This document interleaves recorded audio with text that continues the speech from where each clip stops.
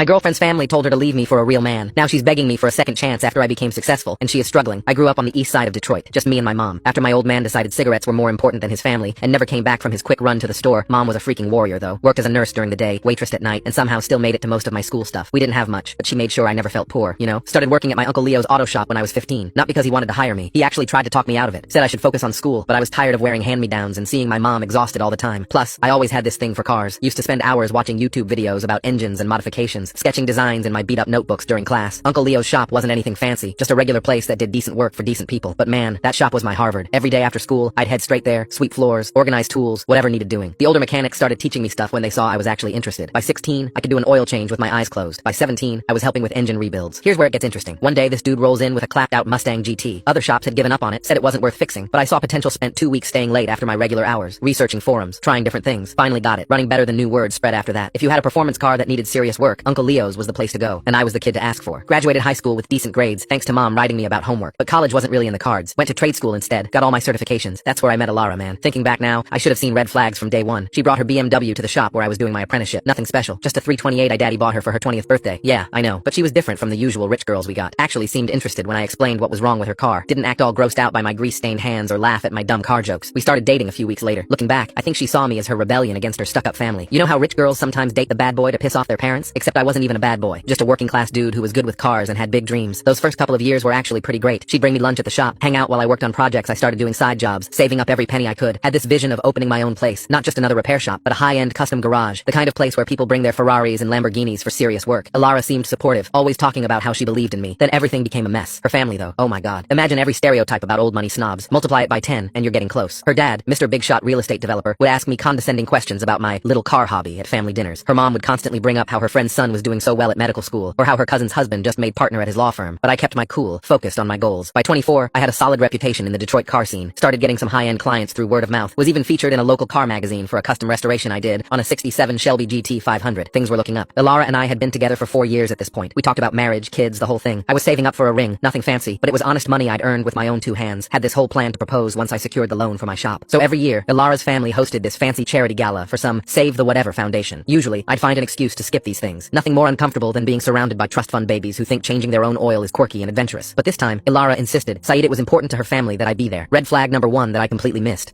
It's almost time for you to meet Satan, Rachel. I busted my backside that week to finish up a client's Porsche GT3 early so I could make it. Even bought a new suit. Nothing fancy, but definitely a step up from my usual JCPenney specials. Spent like 3 hours watching YouTube videos on how to tie a proper Windsor knot. Looking back, I probably tried too hard, but hey, I wanted to make Alara proud. The gala was at this ridiculous mansion outside the city. We're talking a fountain in the driveway, valet parking. Awkward moment when I recognized one of the valets dude used to work at Uncle Leo's. Crystal chandeliers, and enough crystal chandeliers to blind a small army. I felt out of place the second I walked in, but I was trying to play it cool. That's when Liam freaking Sterling III made his grand entrance. This jerk pulls up in a brand new Porsche GT3 RS, the exact model I'd been working on all week, except his was fresh off the showroom floor, probably never even seen a speck of dust. He walks in wearing what I later found out was a $12,000 suit. Yeah, I looked it up after. Some ridiculously fancy watch that probably cost more than my yearly income, and that typical trust fund baby haircut that screams, my daddy's lawyers have lawyers. Here's the real thing. Turns out, his family owned Sterling Luxury Automobiles, this chain of high-end dealerships across 3 states. The same dealerships that would sometimes send us problem cars they couldn't fix. The irony was unbelievably painful. Alara's mom practically sprinted across the room to greet him. Liam, darling, we didn't know you'd be here. Total nonsense. Found out later they'd specifically invited him. Next thing I know, they're steering Alara towards him, making sure they're seated together at dinner. During dinner, I had to sit there and listen to this guy brag about his latest business ventures. All funded by daddy's money, of course. Just acquired a new dealership in Chicago, he says, swirling his $1,000 wine like he's in some fancy commercial, planning to expand into the exotic car market. It's really about understanding the luxury consumer mindset. I almost choked on my weird tiny portion of whatever French dish they were serving. This guy wouldn't know real car work if it bit him on his designer-clad backside, but every time he opened his mouth, Alara's parents were practically drooling. Her dad kept saying stuff like, that's the kind of forward thinking the industry needs, and you really understand the business side of things. The whole time I noticed Alara getting quieter and quieter. Usually she'd jump in, talk about some of the custom work I'd done, how I was planning to open my own shop, but that night, nothing. Just sat there nodding and laughing at Liam's terrible jokes about people who still buy American cars. That hurt more than any of the subtle digs about my background. After dinner, they had dancing. I'm not much of a dancer unless you count the victory dance I do after successfully rebuilding a transmission, but I was trying. Then Liam cuts in all smooth with his ballroom dancing skills probably learned at some fancy prep school. Alara didn't even look back at me. The rest of the night was torture. Had to watch them dancing, talking, laughing. Her mom kept hovering around them, taking pictures, making comments about what a handsome couple they made. Meanwhile, I'm standing by the bar, drowning my frustration in an overpriced drink that I couldn't really appreciate anyway. On the drive home, Alara was different. Quiet. When I tried to joke about Liam being a walking stereotype, she didn't laugh like she usually would. Instead, she got defensive. He's actually really smart about the industry, she said. Maybe you could learn something about the business side from him. That's when I knew deep down. I think I knew right then that we were done. But like an idiot, I ignored it. Kept telling myself she was just impressed by the fancy party, that things would go back to normal once we were back in our regular routine. Over the next few weeks, Alara started getting more involved with her family's social circle. Suddenly, she was too busy to hang out at the shop, always had some charity event or social function to attend, and somehow Liam was always there too. Just coincidence, she'd say. Yeah, right. The final straw? Found out she'd been having business lunches with Liam to discuss investment opportunities for my future shop. Apparently, he was interested in backing local talent. Sure, backing me right out of my relationship. It was a Tuesday when my life imploded. I remember because I just finished a complex transmission rebuild on a client's Mercedes AMG GT. I was feeling pretty good about myself. Had grease all over my hands, but a fat check in my pocket, the kind of day that usually meant a celebration beer with the guys at the shop. Then Alara texts, "Can we talk? I'll come by your place after work." Anyone who's ever gotten that text knows exactly what it means. But stupid me, I actually thought maybe she wanted to apologize for being distant lately. Rushed home, took the fastest shower of my life, even cleaned up my small apartment above the shop. It wasn't much, but it was mine. Paid for with honest work and long hours. She shows up looking like she stepped out of a magazine. Designer everything. Hair done perfectly. Not a single thing out of place. Meanwhile, my hands still had motor oil under the nails that wouldn't come out no matter how hard I scrubbed. The contrast hit different that day. "I think we need to take a break," she starts. Classic opener, right? But then comes the real gut punch. I've been doing a lot of thinking about my future. I just sat there on my worn-out couch while she went through her obviously rehearsed speech. How she needs stability. How she's at a point in her life where she needs to think about her future seriously. How her family made her realize some things. Then the kicker. She actually had the nerve to say this. "Liam helped me understand what I really want in life. Someone established. Someone who can provide the lifestyle I'm accustomed to." You know what's messed up? I didn't even get mad. Didn't yell or throw things. Just sat there feeling like someone had ripped my heart out through my throat. 4 years of memories flashing through my mind. All the late nights she spent at the shop with me. All the plans we made. All the time she said she believed in my dreams. "What about the shop?" I asked. "What about everything we planned?" She actually rolled her eyes. Freaking rolled her eyes. "Be realistic. Do you know how much capital it takes to compete with established luxury garages?" Liam says. I cut her off there. Liam says, "The guy who's never changed his own oil? That's who you're taking business advice from now?" She got this look on her face, like I was some kid who just didn't understand how the real world works. This is exactly what I'm talking about. You're so focused on the technical side, you don't understand the business reality. Liam has connections. He understands the luxury market. I stood up. Something in me just broke. "Get out." "What?" "Get out right now. Take your designer bags, your business reality, and your freaking Liam and get out." She looked shocked. Probably expected me to beg, to promise I'd change, to grovel for another chance. Instead, I walked to the door and held it open. She left without another word. 2 days later. 2 freaking days. She's all over Instagram. Pictures of her and Liam at some rooftop restaurant, his arm around her waist, both of them looking like they're shooting a commercial for rich people problems. Caption, "Sometimes life leads you exactly where you're meant to be." The worst part? The comments. All her rich friends saying stuff like, "OMG, finally. You guys are perfect together." And, "This is what you deserve, girl." Like our entire relationship was just some embarrassing phase she went through. Then came the real disaster. Remember that Mercedes I just finished working on? Owner calls the next day. Says the transmission's acting up again. I was so messed up from the breakup, I must have missed something during reassembly. Had to eat the cost of fixing it. There went the fat check I was so proud of. More mistakes followed. Started drinking too much. Showing up to work late. Losing focus during jobs. Uncle Leo tried to talk to me about it, but I wasn't hearing it. Customers started going elsewhere. My savings for the shop draining fast between lost work and trying to drink away memories of Alara. Lost 3 more big jobs in 2 weeks. Word gets around fast in the luxury car world. 1 mistake and your reputation takes a hit. 2 mistakes, people start looking elsewhere. Uncle Leo tried to help. He's a good dude. Kept giving me chances even when I was showing up late, hungover, or both. But after I scratched a client's restored '69 Camaro because I was too unfocused to notice a loose wrench on my workbench, he had to make a decision. Pulled me aside one Friday afternoon. Pain all over his face. "Listen, kid, I love you like a son, but I can't let you work on cars like this. You're going to hurt yourself or someone else. Take some time. Get your head straight." That night I drank until I couldn't feel feelings anymore. Woke up on my bathroom floor to 3 missed calls from my landlord. Turns out I'd missed 2 months of rent on my apartment above the shop. I'd been so out of it, I didn't even notice the late notices piling up. The real kick in the teeth? My savings account was almost empty. 4 years of carefully saving every penny for my dream shop, gone in less than 2 months of self-destruction. Between the botched jobs I had to make right, the drinking, and trying to keep up appearances on the few dates I went on, like that was going to help. I burned through almost everything. Had to move back in with my mom at 26. She didn't say anything when I showed up at her door with 2 duffel bags and a box of tools, just hugged me and said dinner would be ready in an hour, but I saw her crying in the kitchen later that night. That stuff destroyed me, knowing I was making my mom cry after everything she'd sacrificed to raise me right. Started taking any job I could find. Worked at AutoZone during the day, delivered pizzas at night, but the worst? Had to take a job as a valet at this fancy steakhouse downtown. The same kind of place I used to dream about taking Alara to once I made it. Then it happened. The moment that really broke me. I'm standing there in my valet uniform, cheap polyester pants and a red vest that made me look like a rejected Christmas elf. Up pulls this familiar Porsche GT3 RS, that specific shade of shark blue that still haunts my dreams. Out steps Liam, looking like a freaking GQ model, and then Alara. She was wearing this red dress that probably cost more than my car. Designer everything. That tennis bracelet Liam had posted about giving her on Instagram. Yeah, I was still pathetically checking their socials. She saw me. I know she saw me, but she looked right through me like I was invisible. Just handed me her clutch with this practiced smile you give to the help. Liam, though, this character actually recognized me. Gets this little smirk on his face, pulls out his wallet. "Take good care of it," he says, handing me a $100 bill. "I know how rough things have been for you lately." I wanted to shove that bill down his throat. Wanted to tell him that I'd forgotten more about cars than he'd ever know. Wanted to point out that daddy's money doesn't make you a man. But you know what I did? I took the money because I needed it. Because my mom's AC was broken, and she wouldn't let me pay to fix it. But I knew that 100 would cover the parts I needed. That night, after my shift, I sat in my car, the same Mustang I'd been so proud of, building up from nothing, now showing its age and neglect. Pulled out my phone, looked at Alara's Instagram. There they were, at the same restaurant I'd just valeted at. Perfect couple, perfect life, perfect, unbelievable everything. 30 pounds of depression weight on my frame, cheap uniform reeking of other people's cars, that $100 bill burning a hole in my pocket. That was my rock bottom. But here's the thing about hitting bottom. Once you're there, you've got nothing left to lose. Drove home that night, walked straight past my mom watching her late night shows into my old bedroom that still had my high school trophies on the wall. Stood there looking in the mirror for what felt like hours. The guy looking back, I didn't recognize him anymore. Hadn't shaved in weeks. Dark circles under my eyes, looked like a stranger wearing my face. That's when when I made the decision. Capital T, capital D, because sometimes you have to completely break before you can rebuild, and rebuild, that's exactly what I was about to do. That $100 bill Liam gave me, it changed everything, but not in the way he intended. The morning after the valet incident, I woke up at 4 a.m. Something inside me was different. Walked to my bathroom, grabbed my mom's old digital scale, and faced the music. 242 pounds. I'd put on 47 pounds of pure depression weight in just a few months. Pulled out my phone, deleted every delivery app, unfollowed Alara and Liam on everything, and downloaded a calorie tracking app instead. Then I did something I hadn't done since high school football. I put on my old running shoes and went for a run. Made it exactly 6 minutes before I thought my lungs would explode. But here's the thing about rock bottom. You've got nothing but time. No girlfriend to please, no social life to maintain, no reputation to protect anymore. Just hours and hours to rebuild yourself. So I made a plan. A real one. Not some nonsense New Year's resolution type deal. 4:30 a.m. Wake up protein shake. Learned about proper nutrition from YouTube. 5 a.m. gym. 7 a.m. AutoZone shift. 4 p.m. valet job. 11 p.m. study business and marketing until I couldn't keep my eyes open. Rinse and repeat every single day. The first month was hell. My body hurt constantly. Living with my mom at 26 felt like the ultimate failure. The valet job was a constant reminder of everything I'd lost. But I kept looking at that $100 bill on my wall. Kept thinking about Liam's smirk. Used that anger, that humiliation as fuel. By month 3, things started changing. Down 25 pounds. Started seeing muscle definition again. The regular customers at AutoZone began asking what I was doing differently. But the biggest change was happening in my mind. See, working at AutoZone had this unexpected benefit. I got to talk to every kind of car guy in Detroit, from suburban dads working on their weekend projects to serious collectors maintaining their classics. Started noticing patterns in what they complained about, what they couldn't find, what they wished existed. The high-end guys, especially, they kept complaining about how the dealerships, like Liam's family's chain, were overcharging for basic work and screwing up the complex stuff. The more I listened, the more I saw a gap in the market. These guys wanted someone who understood both the mechanics and the luxury market. Remember that warehouse I mentioned earlier? Found it during a valet shift. This massive abandoned building in Corktown, right between the wealthy suburbs and downtown. The previous owner went bankrupt during COVID. The place was a mess. Broken windows, graffiti everywhere, probably some questionable residents in the corners, but wow, the bones were perfect. High ceilings, great location, massive doors that could fit any size vehicle. During my breaks, I'd sit in my car outside that building, running numbers, sketching layouts, planning. The asking price was way out of my league, $400,000, but I couldn't stop thinking about it. Then came the breakthrough. One night I'm valeting this beat-up Rolls-Royce Phantom. Yeah, that's the thing. The owner's this old-school Detroit businessman, Mr. Graves. The car's making this weird noise. He's complained to 3 different dealerships, spent thousands. The problem is still there. I hear it and immediately know what it is, a classic air suspension issue these models have. I tell him my diagnosis. He's skeptical, but desperate. Says I can look at it after my shift if I want. Spent 2 hours in that parking lot fixing his car with basic tools from my trunk. When I finish, he's shocked. Starts asking about my background, my plans. Told him everything. About the warehouse I wanted to buy. About my vision for a different kind of luxury garage. About how the current market was underserving guys like him. Must have talked for another hour. The next day he calls, wants to meet at his office. I show up in my best clothes, which wasn't saying much at that point. Hands still stained with motor oil despite scrubbing them raw. He has a proposal. He'll help secure the loan for the warehouse, plus $200,000 for renovations and equipment. In return, he wants 25% of the business and first priority service for his car collection. But here's the catch. I had 3 months to prove I could run a business. Had to create a complete business plan, marketing strategy, everything. Oh, and I had to get back in good standing with the luxury car community. No pressure, right? You know what I did? Grabbed every free business course online I could find. Spent my valet shifts studying the high-end clients, how they talked, what they valued, what made them trust a business. Used my AutoZone connections to start rebuilding my reputation in the car community. Called in favors from every mechanic I'd ever helped. Lost another 20 pounds. Started dressing better. Not fancy, but professional, clean, pressed clothes. Even for the valet job. Changed how I talked, how I carried myself. Not pretending to be something I wasn't, but becoming the best version of who I could be. 3 months later, I walked into Mr. Graves' office, a different man. Physically, mentally, professionally. Everything had changed. Slapped down a 100-page business plan that I'd rewritten 12 times. Had 5 luxury car owners ready to sign maintenance contracts. Had a complete renovation plan for the warehouse. He read through everything, looked at me for a long moment, then opened his desk drawer, pulled out a set of keys. The keys to the warehouse, he'd already bought it. Said he knew after week 2 that I was going to make it happen. Just wanted to see how far I'd push myself. That night, standing in my soon-to-be shop covered in dust and cobwebs, I finally took that $100 bill down from my wall, not because I was over it, but because I needed room for the building permit that was going to change everything. Renovating that warehouse was like bringing a dead car back to life. You've got to strip everything down to bare metal before you can rebuild it properly. First day, I walked in as the owner. I found 3 homeless guys living in the corner office and enough pigeons to start a racing team. The roof leaked in 17 different places. The concrete floor was cracked worse than my ex's moral compass. But man, there's something therapeutic about destroying things to rebuild them better. Spent 2 weeks just demolishing interior walls and clearing out decades of industrial crap. Mr. Graves thought I was crazy for doing the demo work myself, but I needed this. Needed to feel every piece of this place transform under my hands. The business plan I mentioned called for 3 months of renovation before opening. We did it in 7 weeks. I'm talking 18-hour days, sleeping on a cot in what would become the customer lounge, eating nothing but protein bars and gas station coffee. My mom would bring me clean clothes and actual food, telling me I was working too hard, but she didn't understand. This wasn't work. This was redemption. The floor ended up costing almost $50,000 to do right. Special epoxy coating that could handle everything from oil spills to Bugatti tire marks. On the lifts, another $100,000 for the good stuff. None of that cheap hydraulic nonsense that breaks down every other month. Every dollar spent was an investment in proving them wrong. Opening day was nothing fancy. No big ceremony. No ribbon cutting. Just opened the doors at 7 a.m. on a Tuesday. Had exactly 5 appointments scheduled, all Mr. Graves' connections. By 8 a.m., I had my first real test. A Rolls-Royce Cullinan rolls in. Owner complaining about a weird noise in the suspension. Other shops had quoted him $15,000 for a complete system replacement. Took me 2 hours to diagnose and fix a loose actuator that cost $300 in parts. The look on his face when I handed him the bill, priceless. He called 3 friends before he even left the parking lot. That's when things started moving. Word spread through the luxury car community like wildfire. This new shop in Corktown, the guy who runs it actually knows what he's doing. Doesn't mess with you. Fair prices for quality work. By week 3, we were booked solid 2 weeks out. Hired my first 2 mechanics. End of month 1. one. Both guys I knew from my Uncle Leo's shop days, who'd been wanting to get into high-end work. Trained them myself, made sure they understood my standards. No cutting corners, no nonsense, no overcharging just because the client has money. Then came the game changer. Remember that Ferrari restoration I mentioned way back? The owner was this big shot in the classic car world. Brings in his 1962 Ferrari 250 GTE. The previous shop had totally botched the engine rebuild. Wanted another $40,000 to fix their mistakes. I spent a week rebuilding that engine myself, staying up till 3 a.m. studying original Ferrari manuals. When I fired it up for the first time, that V12 singing like it just rolled out of Maranello. Man, I actually cried. The owner was so happy he featured us in his car club newsletter. Next thing you know, we're getting calls from collectors across the country 6 months in, had to hire 3 more mechanics. Built a reputation for being the shop that could fix the impossible problems. The ones other shops, including certain dealership chains, couldn't figure out. Started getting calls from exotic car owners tired of dealing with dealership nonsense. Here's where it gets good. Started noticing a pattern. A lot of complaints about Sterling luxury automobiles. Liam's daddy's chain. Their service department was slipping, charging crazy prices for basic work, messing up complex jobs. Why? Because Liam had convinced his old man to cut costs on technician training, figuring rich people would pay whatever they charged anyway. 1 year in, we had a 3-month waiting list. Had to start turning down regular cars to focus on exotics and classics. Expanded to the building next door, doubled our workspace, installed a specialized Ferrari diagnostic system that cost more than my first house would have. Then one day, this familiar Porsche GT3 RS pulls up outside, not for service, just parked there while its owner went to the new coffee shop across the street. Shark blue paint looking a little dull now, brake rotors showing heavy wear. Could tell from the sound it needed a carbon cleaning bad, but the owner hadn't figured out who I was yet. See, I'd stayed pretty low-key. No social media presence, no advertising, all word of mouth. Local business magazines had done some pieces on the shop, but I always declined photos. Wasn't about me, was about the work. But now, watching that Porsche sit there, knowing what was coming, man, karma was about to call in her markers. Remember that tired-looking Porsche GT3 RS I mentioned? 2 weeks after I saw it outside my shop, it finally showed up as a customer. Not with Liam driving, he'd sent one of his dealership's porters. Apparently, the car was running rough, and their techs couldn't figure out why. The porter handed me the keys without having any idea who I was, did a full inspection while the porter waited. The car was a mess. Carbon buildup, worn brake pads, transmission fluid that probably hadn't been changed since it left the factory. Classic signs of an owner who cares more about the badge than the machine. Wrote up a full estimate, handed it to the porter. The total came to about $18,000 worth of work needed. The porter called Liam right there in my office. I could hear Liam through the phone. That's ridiculous. Our service department said it just needs a tune-up. Made my day when the porter replied, "Sir, you told me to take it to the best shop in Detroit. This is that shop." Liam shows up an hour later, probably expecting to throw his weight around. Walks into my office without recognizing me at first. I'd changed a lot in 3 years. Gained 30 pounds of muscle. Grew a well-maintained beard. Wearing a tailored suit instead of mechanic's overalls. The moment of recognition? Pure, unbelievable gold. His face went through about 5 different emotions in 3 seconds. Shock, disbelief, anger, fear, and finally, respect. Because he knew one look around my shop told him everything he needed to know. 6 high-end cars being worked on, 3 Ferrari certificates on the wall, and a waiting list so long we had to stop taking new clients. How? He started to ask. Hard work. I cut him off. Something daddy's money can't buy. He tried to save face. Started talking about how we should collaborate. His dealership chain was struggling. Turned out cutting corners on service wasn't such a great long-term strategy. But I wasn't interested in helping the guy who took everything from me. Your car will be ready in 2 weeks, I told him. Standard payment terms, 50% upfront. The best part? He paid. Had no choice, really. His reputation was on the line, and his dealership couldn't fix the car properly. But that was just the appetizer. The main course came about a month later when I got an interesting email. Sterling Luxury Automobiles was looking to sell some of their locations. Turns out their service department's reputation had tanked so bad, they were losing millions. High-end clients were leaving in droves, many of them coming to us. Remember Mr. Graves, my mentor and investor? Turns out he sits on the board of several banks that held the Sterling family's business loans. One phone call from him, and suddenly those loans were being reviewed closely. The real cherry on top? Ilara showed up at my shop unannounced one afternoon. She looked different. The designer clothes were gone, replaced by regular retail stuff. That perfect rich girl polish had faded. Turned out Liam's family's financial troubles had hit home. No more unlimited credit cards, no more luxury shopping sprees. I made a mistake, she said, standing in my office. The same office where I'd once dreamed of building something great. I never should have left you were the real thing, and I was too blind to see it. Just then, Zoe walked in. My girlfriend of 2 years. A former professional race car driver. She now runs her own performance parts manufacturing company. She's everything Ilara pretended to be. Smart, driven, genuine. The look on Ilara's face when Zoe kissed me. Hello? Better than any revenge I could have planned. The mistake wasn't leaving, I told Ilara. The mistake was thinking I needed you to succeed. Today, my shop is the go-to place for exotic cars in the Midwest. We've got a 6-month waiting list, 3 locations, and a reputation for excellence that money can't buy. Liam's family had to sell most of their dealerships. Karma is relentless when you build your success on nonsense. Last I heard, he's working as a used car salesman in Ohio. Ilara, she's still with him, but not by choice. Turns out when you build your whole life around someone else's money, it's hard to walk away when that money disappears. Her Instagram these days is all blessed with what matters posts. You know, the kind people make when they're trying to convince themselves they're happy. Me? I just signed a deal to open 2 more locations. Zoe and I are getting married next spring. Having the ceremony in the first warehouse I renovated. Mr. Graves is going to be my best man. That $100 bill Liam gave me when I was a valet, it's framed in my office, right next to last year's Entrepreneur of the Year award. Sometimes I think about that night as a valet, watching them walk into that restaurant like they own the world. Everything I've built since then, it's not about revenge, it's about proving that real success comes from genuine passion, hard work, and never letting someone else define your worth. The empire I built, it's not built on family connections or trust funds. It's built on stripped knuckles, late nights, and a genuine love for what I do. And that's something no one can ever take away. Edit. Wow, this post blew up. Rip my inbox. Edit 2. For everyone asking, yes, Zoe's real. No, she's not on Reddit. And yes, she's laughing at all your comments about her being out of my league. Edit 3. Stop trying to guess which dealerships were Sterling's. The car community's small enough without starting drama. Edit 4. Thanks for all the awards, but if you want to spend money, spend it on tools and education. That's what really builds empires. Final update. This got way bigger than I expected. For all the young guys in similar situations, focus on yourself. Success isn't about proving others wrong. It's about proving yourself right. Build something real, and karma takes care of the rest. And to the guy who asked if I'd do it all again, in a heartbeat. heartbeat. Sometimes losing everything is the only way to realize what you're capable of building.